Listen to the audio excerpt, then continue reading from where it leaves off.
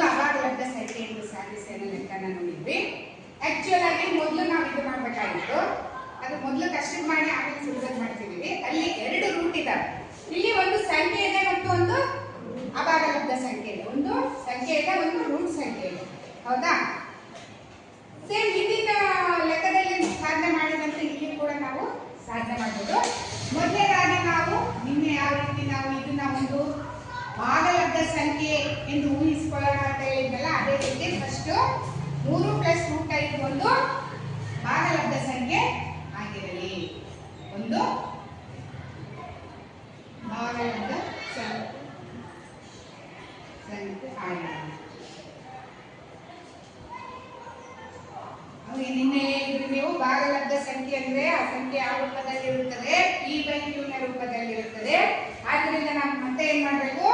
3 + √5 p/q ಅಂತ ಬರ್ಕೋಬೇಕು. ಯಾಕಪ್ಪ ಅಂದ್ರೆ ನಾವು ಮೇಲೆ ತಗೊಂಡಿದ್ದೀವಿ ಅದೊಂದು ಭಾಗಲಬ್ಧ ಸಂಖ್ಯೆ ಆಗಿದೆ ಅಂತ ಹೇಳಿ, ಅದಕ್ಕಾಗಿ 3 + √5 p/q. ಆಯ್ತು. p ಮತ್ತು q ಯಾವ ರೀತಿ ಇರಬೇಕು? p ಮತ್ತು q p, q belongs to z ಅಂದ್ರೆ ಪೂರ್ಣಾಂಕಗಳ ಗಣಕ್ಕೆ ಸೇರಿದೆ. p ಮತ್ತು q ಗಳು ಪೂರ್ಣಾಂಕಗಳ ಗಣಕ್ಕೆ ಸೇರಿದೆ ಮತ್ತು q 0ಗೆ ಸಮನಾಗಿರಬಾರದು.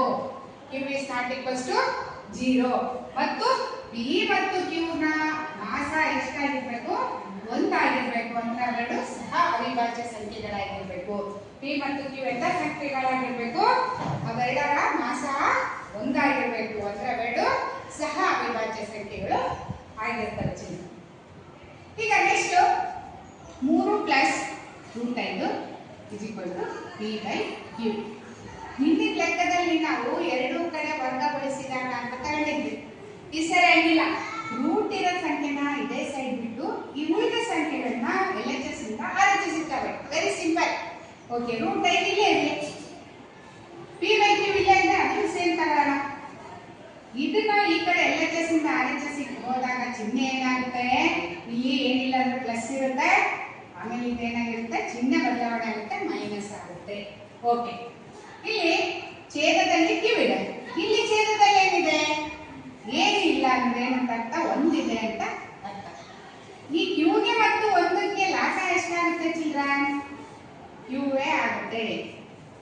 ಸೊ ಇಲ್ಲಿ q ಎಷ್ಟೇ q ಅನ್ನೋದ್ ಬದಲಿಗೆ ನೀವು ಈಸಿಯಾಗಿ ಇದನ್ನ ಇದಕ್ಕೆ ಗುಣಿಸ್ರೆ, ಇದನ್ನ ಇದಕ್ಕೆ ಗುಣಿಸಿ. 1 × p p minus 3 × q 3q. Okay, √5 3 - 3q/q. ಇಲ್ಲಿ ಏನಾಗಿದೆ? ಈ ಕಡೆ ಅಭಾಗಲಬ್ಧ ಸಂಖ್ಯೆ ಆಗಿದೆ, ಈ ಕಡೆ ಒಂದು ಕೂಡ ರೂಟ್ ಇಲ್ಲ ಅಂದ್ರೆ ಅಭಾಗಲಬ್ಧ ಸಂಖ್ಯೆ ಇಲ್ಲ. ಅಂದ್ರೆ p - 3q/q ಒಂದು ಭಾಗಲಬ್ಧ ಸಂಖ್ಯೆ. ಆದ್ರೆ ಇದು ಸಮನಾಗಿದೆ, ಯಾವುದಕ್ಕೆ ಸಮನಾಗಿದೆ? ಅಭಾಗಲಬ್ಧ ಸಂಖ್ಯೆ √5ಕ್ಕೆ ಸಮನಾಗಿದೆ ಅಂತ ಹೇಳ್ತಾ ಇದ್ರೆ ಇಲ್ಲಿ ನಮ್ಮ ಊಹೆ ತಪ್ಪು. ಆದ್ರಿಂದ ನಾವು ಏನಂತ ಬರೋಣ? p - 3q/q ಒಂದು ಭಾಗಲಬ್ಧ ಸಂಖ್ಯೆ, ಒಂದು ಭಾಗಲಬ್ಧ ಸಂಖ್ಯೆ.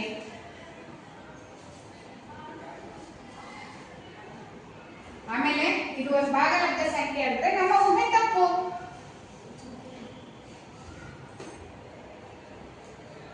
ನಮ್ಮ ಊಹೆ ತಪ್ಪು.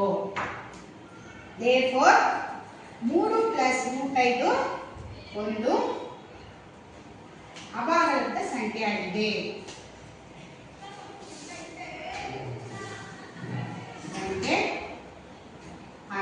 ಚಿಲ್ಡ್ರನ್, ಇಷ್ಟು ಸಿಂಪಲ್ ಇದೆ ಚಿಲ್ಡ್ರನ್. ಇದಕ್ಕೆ 2 ಮಾರ್ಕ್ಸ್, 2 ಮಾರ್ಕ್ಸ್ ಗ್ಯಾರಂಟಿ ಕ್ವಶನ್. ಇಲ್ಲಿ ನೋಡ್ರಿ ಮತ್ತೊಂದ್ಸರಿ ಎಕ್ಸ್ಪ್ಲೇನ್ ಮಾಡ್ಕೊಡ್ತೀನಿ.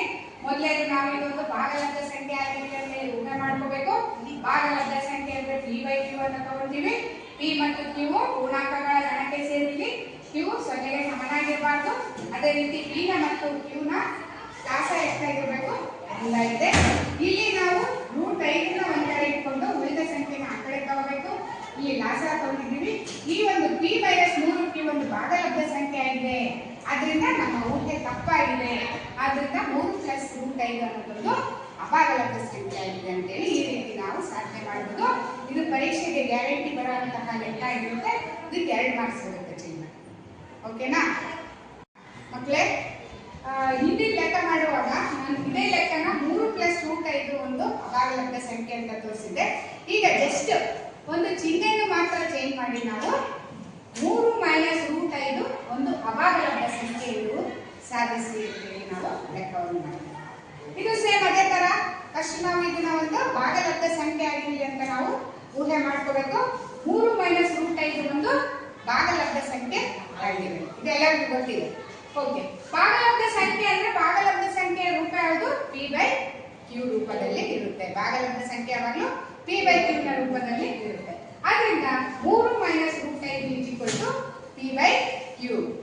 p/q ಎಂತಹ ಯಾವ ರೀತಿ ಇರಬೇಕು? p/q ಯಾವ ಗಣಕ್ಕೆ ಸೇರ್ಬೇಕಂತ ನೋಡಿದ್ರೆ ಕಂಡೀಷನ್ಸ್ ಯಾವ್ಯಾವಪ್ಪ ಅಂದ್ರೆ p ಮತ್ತು q ಗಳು ಪೂರ್ಣಾಂಕಗಳ ಗಣಕ್ಕೆ ಸೇರಿರಬೇಕು, q 0ಗೆ ಸಮನಾಗಿರಬಾರ್ದು ಮತ್ತು p ಮತ್ತು q ಗಳು ಸಹ ಅವಿಭಾಜ್ಯ ಸಂಖ್ಯೆಗಳಾಗಿರಬೇಕು. ನಂತರ ಏನಿದೆ ಇದನ್ನೇ ನೀವು ಬರೀತೀರಿ 3 - √5 p/q. ಈ -√5 ಇಲ್ಲೇ ಇಟ್ಕೊಳ್ಳಿ. ಈ 3ನ LHS ಇಂದ RHS ಗೆ ಕಳಿಸಿದಾಗ -3 ಆಗುತ್ತೆ. ಇಲ್ಲಿ ನಾವು q ಗೆ ಮತ್ತು ಇಲ್ಲಿ ಛೇದದಲ್ಲಿ ಏನಿಲ್ಲ ಅಂದ್ರೆ 1 ಅಂಕ ಅಂತ.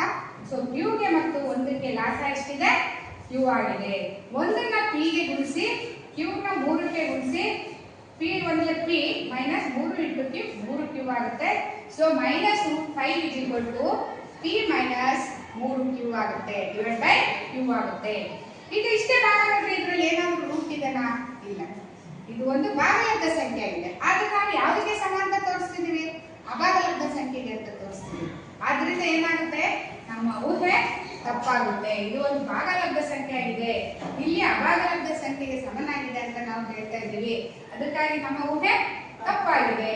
ಆದ್ರಿಂದ 3 - √5 ಒಂದು ಅಭಾಗಲಬ್ಧ ಸಂಖ್ಯೆ ಆಗಿದೆ ಅಂತ ಹೇಳಿ ನಾವು ಈ ರೀತಿ ನಾವು ಸಾಧನೆಯನ್ನು ನಾವು ಮಾಡಬಹುದು. ಈ ರೀತಿ ನಾವು 3 - √5 ಅಭಾಗಲಬ್ಧ ಸಂಖ್ಯೆ ಆಗಿದೆ ಅಂತ ಹೇಳಿ ನಾವು ಸಾಧಿಸಬಹುದು.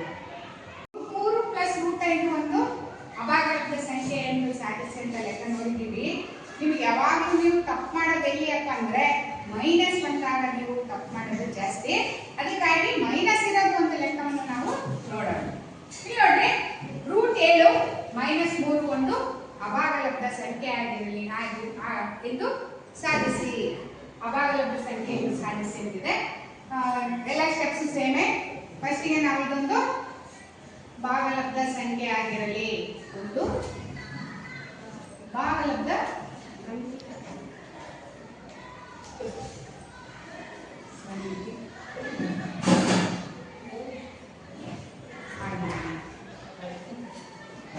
ಮೊದಲನೇ ಸ್ಟೆಪ್ ಬರ್ಕೊಂಡಿದ್ದೀರಿ. ಓಕೆ, ಭಾಗಲಬ್ಧ ಸಂಖ್ಯೆ ಅಂದ್ರೆ p/q ನ ರೂಪದಲ್ಲಿರುತ್ತೆ. ಭಾಗಲಬ್ಧ ಸಂಖ್ಯೆ ಅಂದ್ರೆ ಅದು p/q ನ ರೂಪದಲ್ಲಿರುತ್ತೆ. p ಮತ್ತು q ಗಳು ಪೂರ್ಣಾಂಕಗಳ ಗಣಕ್ಕೆ ಸೇರಿದೆ. z ಅಂದ್ರೆ ಪೂರ್ಣಾಂಕಗಳ ಗಣ. ಮತ್ತೆ q 0ಗೆ ಸಮನಾಗಿರಬಾರ್ದು ಚಿಲ್ಡ್ರನ್. ಮತ್ತೆ ಇನ್ನೊಂದೇನು ಕಂಡೀಷನ್? p ಮತ್ತು q ನ ಮಾಸ ಎಷ್ಟಕ್ಕೆ ಸಮನಾಗಿರುತ್ತೆ? 1ಕ್ಕೆ ಸಮನಾಗಿರುತ್ತೆ. ಅಂದ್ರೆ p ಮತ್ತು q ಗಳು ಸಹ ಅವಿಭಾಜ್ಯ ಸಂಖ್ಯೆಗಳಾಗಿರ್ತವೆ. ಓಕೆನಾ?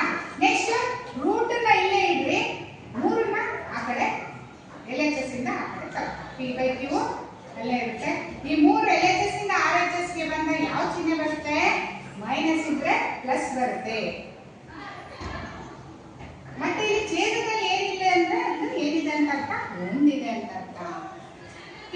q ಮತ್ತು 1ಕ್ಕೆ ಲಾಸ ಎಷ್ಟಿದೆ? q ಇದು ಗುಣಿಸ್ರಿ, ಇದು ಗುಣಿಸ್ರಿ, p + 3. So √7 p + 3q. 3 × q 3q/q. ಇಲ್ಲಿ p + 3q/q ಅನ್ನೋದು ಭಾಗಲಬ್ಧ ಸಂಖ್ಯೆ ಆಗಿದೆ. ಇದರಲ್ಲಿ ಎಲ್ಲಿ ಸಹ ರೂಟ್ ಬಂದಿಲ್ಲ. ಇದು ಭಾಗಲಬ್ಧ ಸಂಖ್ಯೆ ಆಗಿದೆ. ಲೆಕ್ಕ ಮಾಡಿದಾಗ ಏನಂತ ಬಂದಿದೆ? √7 ಭಾಗಲಬ್ಧ ಸಂಖ್ಯೆ ಆಗಿರಲಿಕ್ಕೆ ಸಾಧ್ಯ ಇದೆ. ಸೊ ನಮ್ಮ ಊಹೆ ತಪ್ಪಾಗಿದೆ. therefore p + 3q/q ಒಂದು ಭಾಗಲಬ್ಧ ಸಂಖ್ಯೆ ಆಗಿದೆ.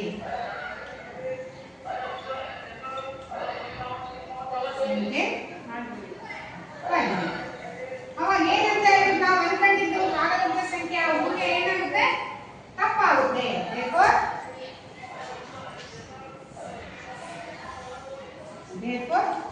ನಮ್ಮ ಊಹೆ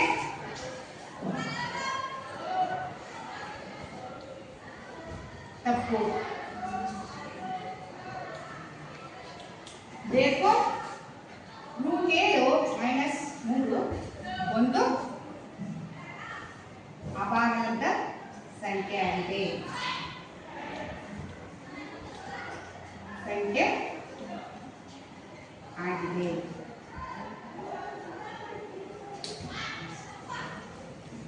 ಈ ರೀತಿ ನಾವು √7 - 3 ಒಂದು ಅಭಾಗಲಬ್ಧ ಸಂಖ್ಯೆ ಆಗಿದೆ ಅಂತ ಹೇಳಿ ಸಾಧಿಸಬಹುದು.